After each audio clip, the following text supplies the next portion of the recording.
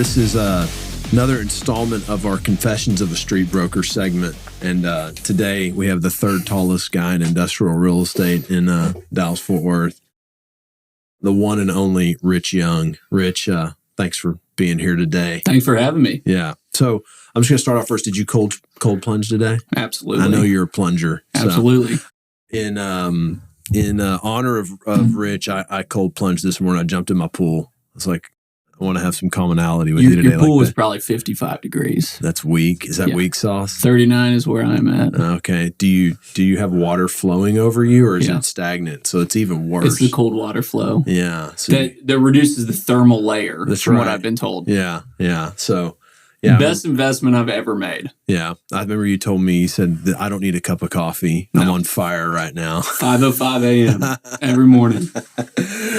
All right. So Ernst Young is the president owner of Ernst Young Company, boutique industrial commercial real estate brokerage here in Dallas. One of the top guys in the North Dallas submarket, but does stuff all over the Metroplex. Rich and I became pretty good friends, I'd say probably after the Bake debacle transaction. Oh, God, yeah. Bake brands. Yeah, that might have been the deal that broke me in brokerage. So it was fun watching it fall apart. Oh, my gosh, that was terrible. But yeah, Rich and I delivered everything a client wanted, and they told us it wasn't good enough. So anyways, that's a long story there. But anyways, after that, we worked our ass off on trying to figure that out, and we kind of became buds with that. And that's about the time I was transitioning more into the principal side. And then I was like, hey man, like I'm buying, so let me know. And sure enough, I'd probably say a month later, we rip off Merrill and go buy that. And that was a good night with Keenan. Yeah. And so not only a friend, a partner also. Now I think your whole family's in partnerships with us. I know.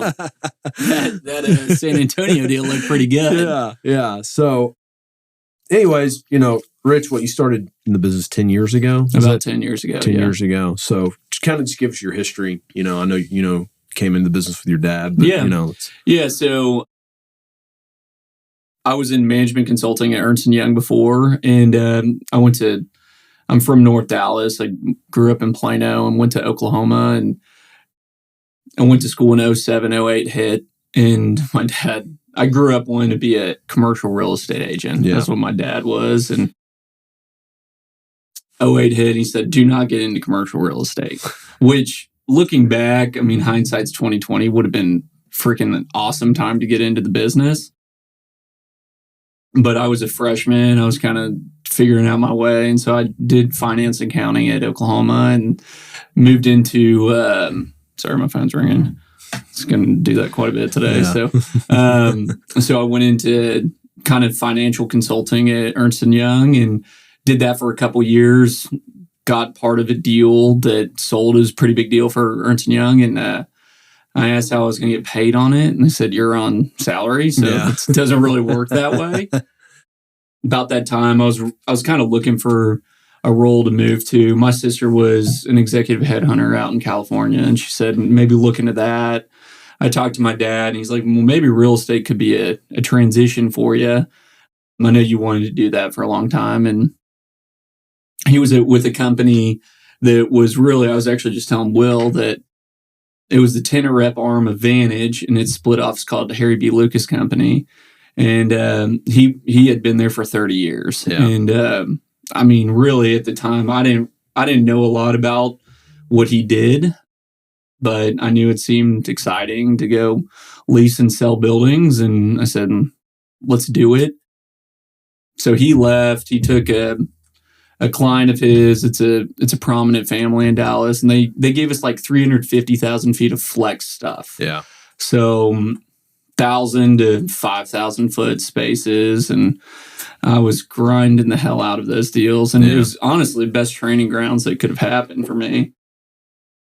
And I guess that was about 2015, and I was touring nonstop, trying to figure it out, and about 2.5 years in, that family, there's kind of a change of the guard, and they fired us. And it was a big wake up call because I kind of looked, I'm a finance guy, just nature. And I looked at the numbers and I was like, holy shit, 90% of our money is coming from this one customer, right?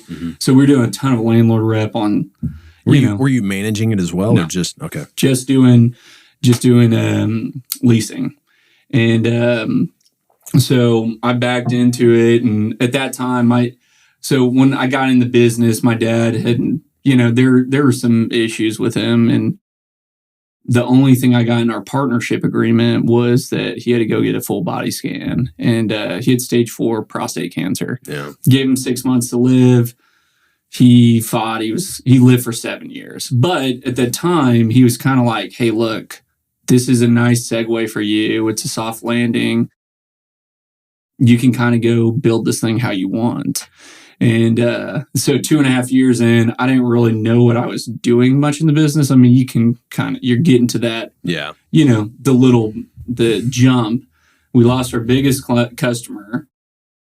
I just gotten engaged, and we brought on Andy Fulmer, and I think Garrett Goldstein was with us at the time. I was like, what the hell are we going to do?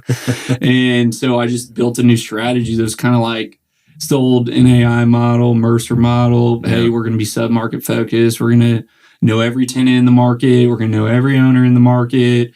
And we're going to kind of straddle it that way. And instead of having, 1 or 2 or 3 big customers, landlord driven, we're going to have 100 or 200. And, market knowledge is key. And that's what we're going to do. And so we built it that way. And it's interesting because I've told the story a number of times, especially the guys that we've recruited, because we're like a 18-person team now. Mm-hmm. And it's amazing because I followed the numbers, and we got fired, I guess, in end of June. So it was literally a 6-month process. Our numbers doubled the following 2 quarters. Yeah. And then they've kind of grown steadily over the years. I mean, we've seen kind of the craziest rise in Dallas commercial real estate. But even this year, where there's a big dip, I think we're going to end up probably about 25 to 30% over last year, which is our best year. So, so you're going to be up this year. Yeah, we're going to be up this year. That's awesome. Pretty significantly. That's very rare. Yeah. I mean, right now, you're reading all the headlines about what I call the alphabet brokers, which I love a lot of those guys, but they're having layoffs, and, they're trying to figure out their different game in this new real estate world that happens typically every 7 years, but it's been a longer time this time. And we're looking to hire. I mean, we're trying to grow the business, grow the brand, try to take on more market share, et cetera. Yeah. Well, that's y'all are definitely in the conversation, right? I mean, you have the Tuesday Morning building listed, which is 1 million square feet in the heart of DFW. Yeah, bring me a buyer for that. Yeah. Buy or lease it for sure. Yeah. No, we looked at it. We got close. Yeah. Yeah. I don't know if I'm that big of a boy yet. Maybe in 2 years or something. I do think that deal, it's one of those that we're going to look back, because there's deals and opportunities that you've looked at and you've passed on. And I know that within 5 to 6 years, people are going to look back and be like, I cannot believe they bought it at that basis, which is kind of what people are saying, or were saying about M2G when they bought it. Yeah. The time they're like, wow, they really stretched to get it. Then fast forward 6 months and everyone's like, they stole that deal. Yeah. And so I do think it's going to be a case study, because you have 46 acres in the middle of North Dallas that's basically irreplaceable, that you can do industrial on too, which is awesome infill location. So, well, you got to be willing to take big swings like that in life. Absolutely. I will do some risky stuff. I don't know if I have the wherewithal to be that risky yet, but I kind of agree with you. Maybe it's really not risk in the end, but it's all in the lens that you're looking at it in. Yeah. Right. Yeah, it is. So what made you decide to go to OU? I got a scholarship there to go down there. I was down to SMU. They gave me a big scholarship to be in the engineering school, kind of unprovoked. It was weird. I toured the engineering school when I was a senior in high school. I actually thought I was going to play college basketball. Yeah. And I played it's a big dodgeball tournament that's in Plano at Prestonwood Church, actually right down the road. Yeah. And it was a big deal. Like every year we played in it. And on that Saturday night, there's a guy named Cameron Rupp, who actually was a starting catcher for the Phillies for a couple of years. He threw a ball, hit my thumb, tore up all the ligaments in my left hand, and I would spin the ball off my left thumb. Yeah. And so, like, I thought I was a better shooter. I thought I was a little more athletic than I was, but it really, when I couldn't shoot, it showcased that I wasn't as good of an athlete as I really thought I was. Yeah. Because I was like, hey, I'll go D1. I'll be like the end of the guy on the bench and, get a full ride or a partial ride and go to a good school and be set up after. But that ended real quick. Yeah. And so started looking through schools, and really what it came down to was SMU was probably, it came down to SMU and OU, but there's a lot of guys from Plano that went to OU and they're in fraternities, and they're taking me like Fiji Islander and like Coast Guard, Lambda Chi Coast Guard, these crazy parties that I've never seen before. And I'm 17, 18 years old driving to Norman. I was like, this is amazing. It honestly felt like heaven. And so I was like, y'all do this every weekend? I know. And at the time they're like, yeah, this is just like a normal Saturday. Yeah.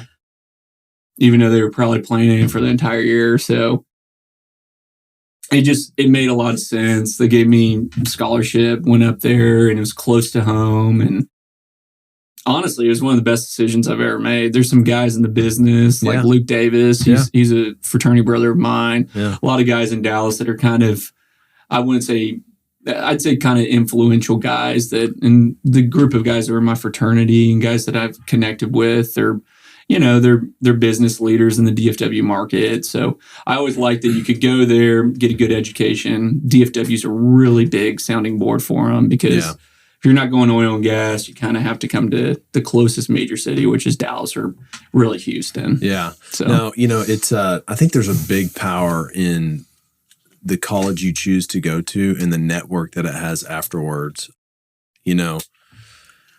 You see all these people on the internet talking about how, you don't need college anymore. I'm like, maybe not. But man, if you're part of a network that reaches very far, it's pretty powerful. Just, OU, Tech, those are very big networks. Any of these local schools, like the Texas, obviously, like they have a massive alumni network, SMU, TCU, Tech, A&M. I mean, everyone's kind of cultish. Like everyone makes fun of A&M about being the cult, but everyone is to a degree. Oh yeah, for sure. But to your point on the school you go to, I've always said my most successful friends, like by far, did not go to college because I think college does teach you to be very risk adverse and like not take chances. Yeah. But those guys are very obtuse. Yeah. Because my least successful friends definitely didn't go to college. College teaches you how to make $100,000 a year, right? And it says don't take these other risks because those risks could lead you on the street, right? Yeah. But those are also the ones that are going to potentially pay off. Yeah. So I have a couple guys that have just like completely killed it, but they had a 4-year runway that we didn't. Yeah. And didn't have any debt at the end of it. I understand in theory. Yeah. But they're also the outlier. They're not, they're not the norm for sure. And so, I hear that rhetoric a lot and I'm like, I don't, I think college in a way kind of shows that you accomplished something. Yeah. It makes you grow up. It makes you grow up. You have to get through it and go to classes and, set your own schedule and live on your own and not have someone tell you what to do. Right. I mean, that's what it is. It's very true. Well, tell me,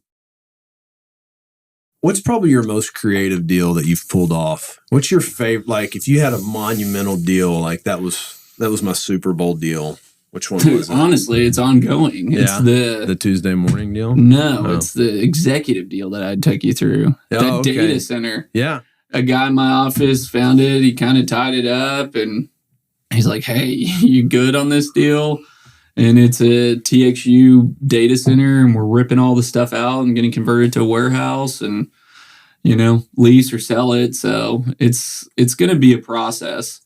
Okay, so that is going to be like a 3-time Grand Slam deal for you on a home, But what about most creative brokerage deal you put together for a client you represented? I mean, that's a tough one because there's been a multitude of different deals that are just like, that's the game in this. It's how do you get sticky enough to find a way to wipe it off enough to move on to the next one, right? Arrowhead Stairs and Trim is always a good one. Okay. Keenan actually represented a deal, I think it's 13801 Distribution Way or something. It was this 24,000 foot building on 2 acres. And I've been calling on Dave Harrison for a long time. He's probably my biggest client. We've bought buildings together since. We've talked about it. I think I've done 19 deals with him in the last 5 years. But oh my gosh. This was the first one. I'd been calling on him forever. Yeah. And a lot of guys and gals in the market had been calling on him too. And he wasn't loyal to anyone at the time. And I had read in Steve Brown's Dallas Morning News deal that he had signed a 50,000 foot lease on Diplomat. That was in ML's building, right? ML's building. Because you had that listed for sublease. I did. Which I looked at with Bake. With Bake, which would have been perfect for Bake. Yeah. But I had lost touch. I had talked to Dave. I got in his contact information, lost touch. And anyways, I called him back about his small need. He had a 5,000 foot need. And I called him to congratulate him on the move and also be like, hey, you still have that 5,000 foot need? And he said, yeah, I actually do. So I started showing him every 5,000 foot deal under the sun. He's like, we might buy too. And Keenan had a deal over on Distribution Way that was, I guess it was Dent Drive, 13801 Dent Drive. There was a dump. And I think they were flipping it. I think it was like Ford, Steinbach, and I don't know. I've never really talked to Keenan about it. So I get him. They tie it up, and then Keenan sends me an asbestos survey and said, "Hey, we've already reported this with the state." I'm like, "Holy shit!" So I called Dave. He's like, "Why are they sending this to us?" And I was like, "Well, they have to disclose it." Yeah. So, anyways, he bought it. We closed on it for like $68 a foot. He cleaned it up and he was starting to move in. And he's like, hey, this doesn't have sprinklers. And I go, yeah. I mean, we knew it didn't have sprinklers. And he goes, well, go by and take a look at it, see what I did. And I went by and I was like, man, I bet I could get $100 a foot for this. Yeah. Because he had cleaned it up. It looked good. And he's like, you think you can get 105? I said, yeah, I bet I could do that. So he ended up selling it. We closed on it for 108. He made $565,000, I remember. And he called me and he said, hey, I want to give you a kicker on the money that we made. I said, no, I just want to be your guy for life. That's all I want to be. Yeah. And he's like, well, I'm trying to give you like, $50,000. And I was like, no, I don't want that. Yeah. And then from there, it's led to, he bought it to move this department in, and before they moved in, we flipped it over to monetary because I sold it, and they did a sublease they did a 3-year deal with Gil Struby on monetary. I subleased Diplomat, put them in Benchmark, did another deal on Diplomat, which is actually with ML. Sold a land site for him. He put a building on it, sold that building, leased that building. Yeah. Sold him another building on Hutton, sold that building for him. We bought it together. Then did Louisville, bought a building, have another couple of deals under contract. So it's been creative. I guess the overall deal is like, how do you become sticky in a situation and, find a kind of a creative solution? Now, I started as, hey, I hope this guy hires me to find 5,000 feet for him. Yeah. To now he's like a business partner with me on deals. So it's kind of cool in this industry to how it all flows together. Yeah. I've got that same client, same guy, took him a deal. He's working with every broker in town, found him the deal before anyone else did and got it done and been with me for life, you know? So, it's always a good feeling when they just forward you the email from someone that sends them an offer, you're like, yeah, I'll take care of this. Yeah, I know. So, all right. Well, So you live, you're a street broker, just like I grew up being. What's the diciest situation you've been in? Oh my God. Early on, I got a listing. You were telling a story about a dicey situation earlier today, just walking in here, the Forest building. Oh my God. That'd actually be a good one to talk about. So we show up, we have like this guy, it's an investor, and he's like, hey, I need to be FaceTimed. I want to buy this building on Forest. And Brad in my office like had a connection with this guy. He's like, I love the area, I love the footprint, I love the basis, all the stuff. And we go to Forest, and this building, I mean, it's an okay building. Like, I think they put some money into it and stuff, but it's in a rough part of town. Yeah. And there's a bunch of meth heads out there and like homeless people and stuff.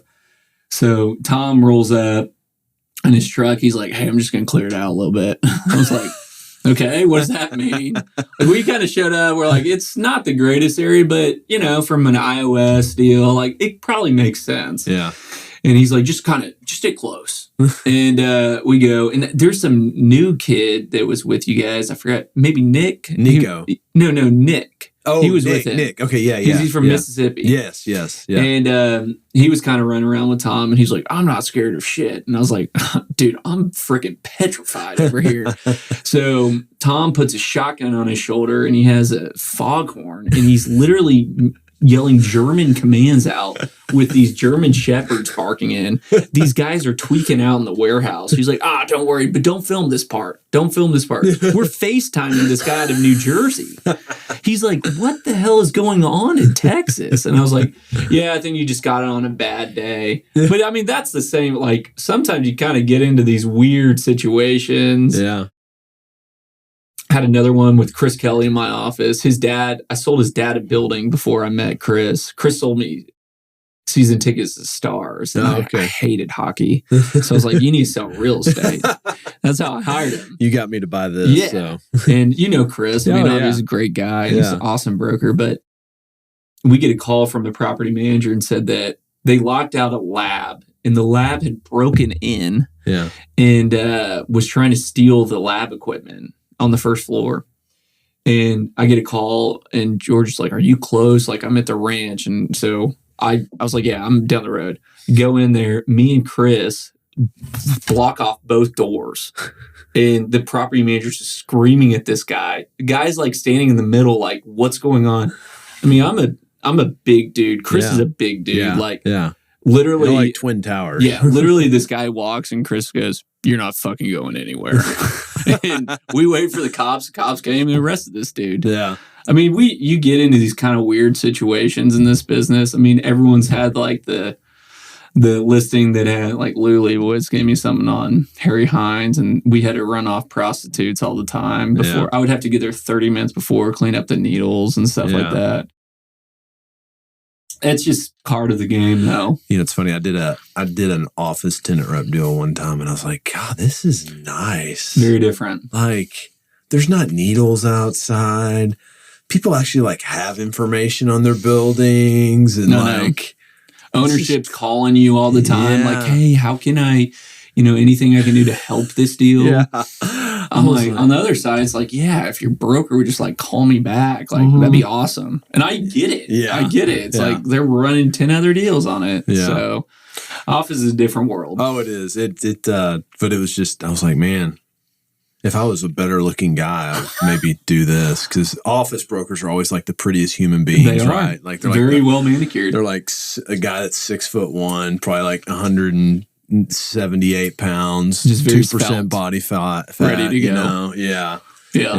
So, all right. Well, so I like to kind of always inquire what your routine is on like brokering, like what do or like what do you use? Like what could you not live without? Like, like I had T-Hub in here the other day, and that, he's like, I got to write a list out every day before the end of the day. Yeah. And that's it. So like, what's your kind of thing you got to do every day that makes it all work the next day? I'm very big on lists. Yeah. I think that's good. I kind of have like a rolling to-do list that I actually like it. I prefer it written down than, I have Google Docs and I use Act. It's not not the brightest at act, and we've tried every CRM under the sun. And what I've always figured out is like, you have to do what's at the end of the day, do a brain dump. Yeah. I do it on sticky notes. Yeah. And it's all over my desk, and and I cross them out as I go, and I add to it. And it's just kind of, it keeps me updated on like where I need to be on stuff. Yeah. I think that's like the big thing, but the biggest thing that I've been focusing on is like, how do you get your mind right for the day? And that's like, I honestly probably sound like a Rogan bro on this stuff. Like I do the cold plunge. I love saunas. I love all that stuff because I think it's really good for clarity. Yeah.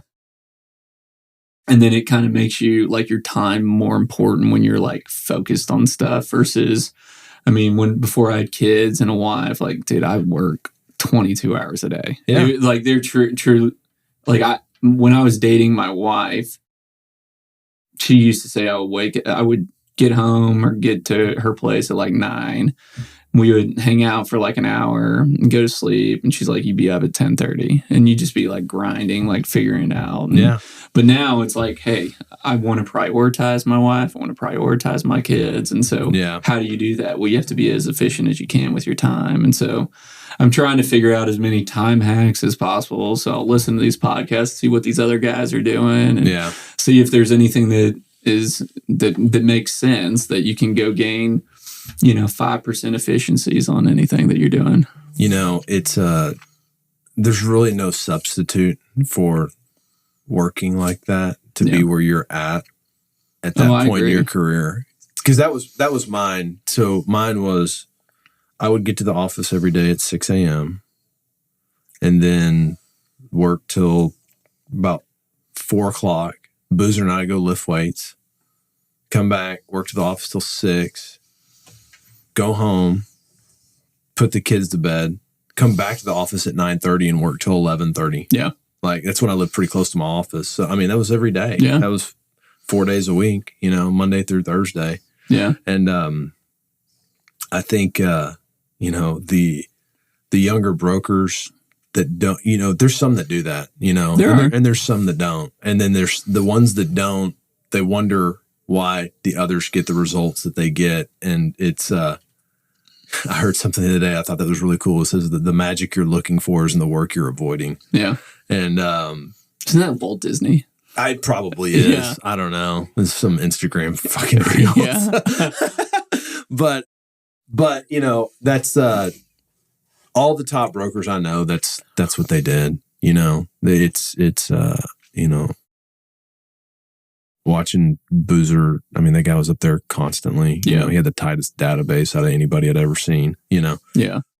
There's no secret sauce to like everything that we do. No. Some people like, having a really good database is great, having a good memory, understanding the ownerships and understanding the tenants, but the people that no matter what will get the results are the people that put in the time. Yeah. Because you're putting in bad time early mm-hmm. and then it becomes better time later. Yeah. Right. And that's the big thing. Because when I got in, my dad told me that you need to beat Chad Albert. That was the guy. That was like the person I needed to go attack.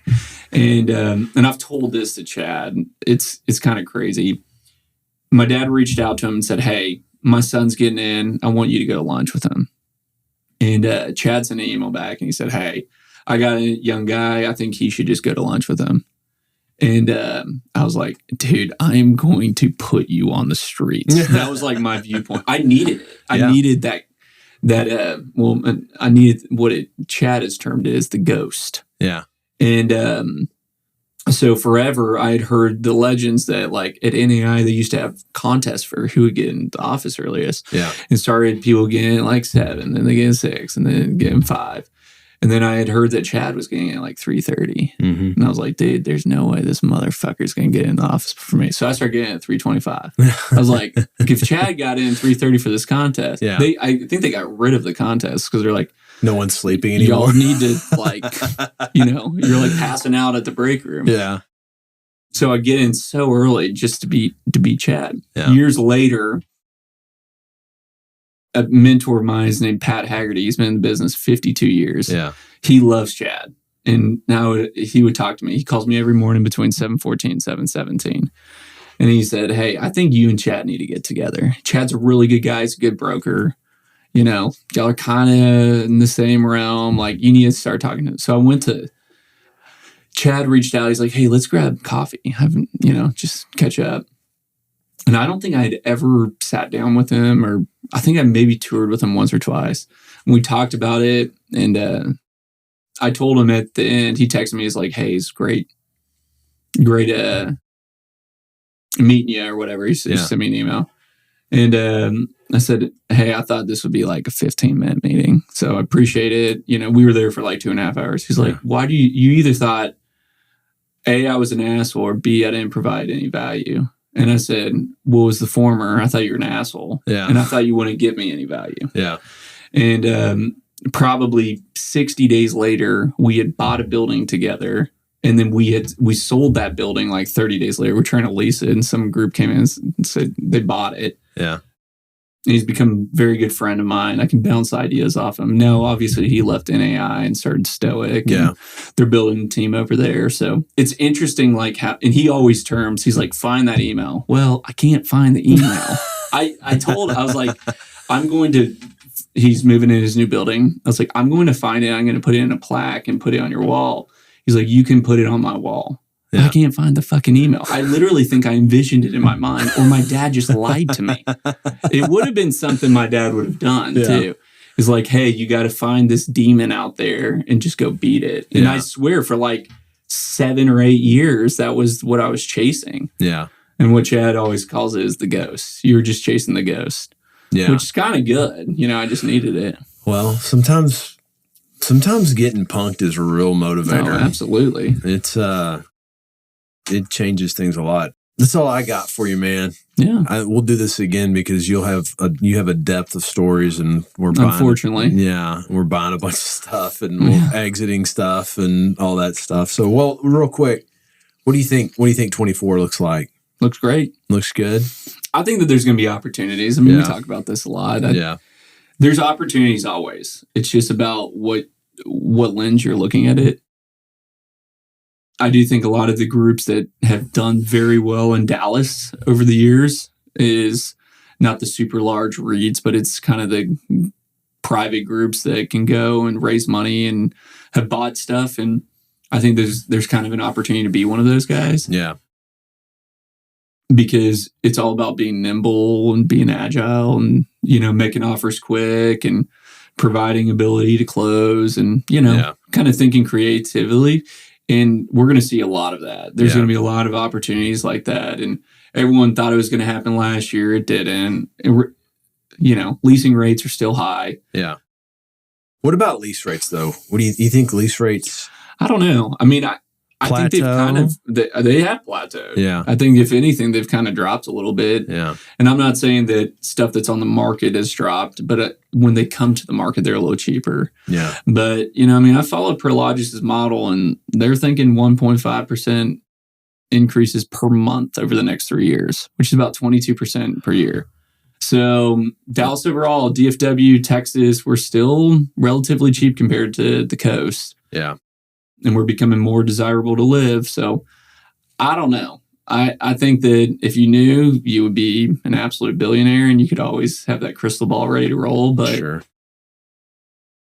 I think that there's going to be opportunities. Yeah. That's just kind of the big net on it. Well, I hope so. Yeah. We didn't buy near what we bought last year because it was just couldn't make the connection on a lot of things. I mean, I tell my guys all the time, like, there's 2 types of people in the world. People that bought in Dallas over the next 5 years and the people wish they did. Right? Yeah, that's right. kind of what it is. Yeah. So you believe in the market, you have conviction in what you're doing. And if you can, I mean, the debt instrument is the big issue. Yeah. If you can actually do it. Yeah. Right. Yeah. If you can solve for the debt, then. Yeah. But we're looking at stuff. I mean, the stuff that you're looking at is significantly less than what it would have been 18 months ago. Yeah. So you're buying on a discount. Yeah. That's the way to view it. Right. Well, Rich, thanks for coming in, man. Appreciate it. Absolutely. Anybody needs something in North Dallas, he's the man. And anyways, cool, man. Good having you. Thank you. Thanks, bud.